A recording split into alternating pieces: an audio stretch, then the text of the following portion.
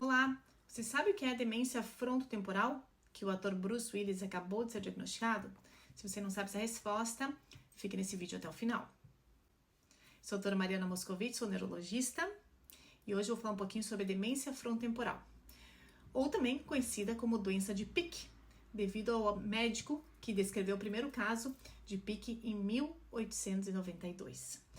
A demência frontotemporal, como o próprio nome diz, ocorre uma degeneração na região frontal e temporal. Com isso, o paciente vai apresentar sintomas que essas regiões controlam, como, por exemplo, parte de comportamento, então alteração comportamental, alteração da fala e muitas vezes alteração de movimentos.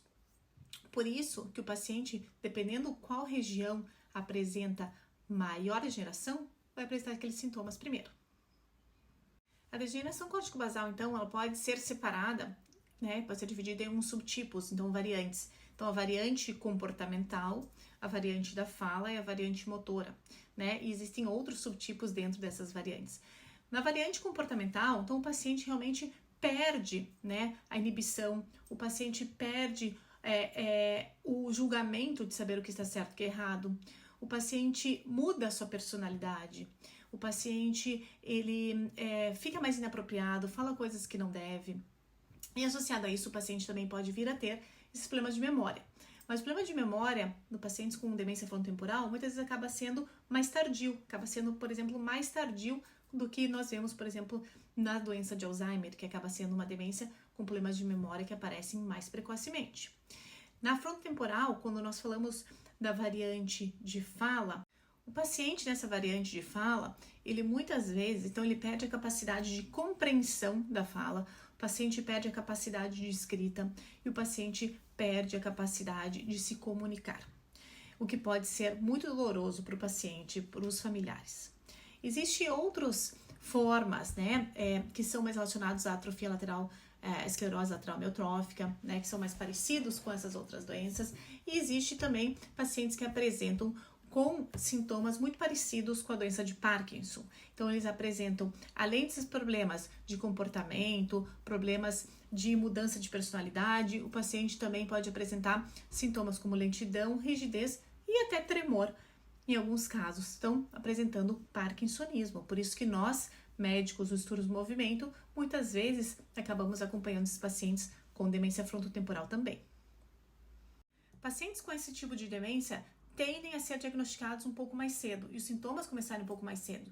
Por exemplo, entre os 50 e 65 anos, o que é muito mais precoce, digamos, que pacientes diagnosticados com a doença de Alzheimer.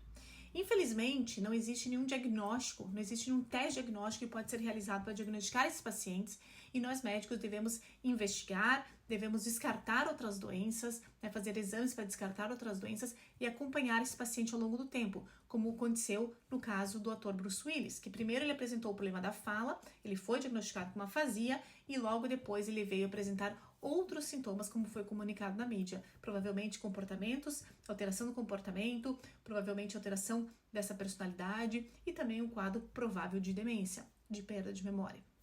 Então, nós não temos nenhum exame que pode diagnosticar, mas alguns exames, como por exemplo uma ressonância, um PET scan, pode nos ajudar a diferenciar de outras doenças.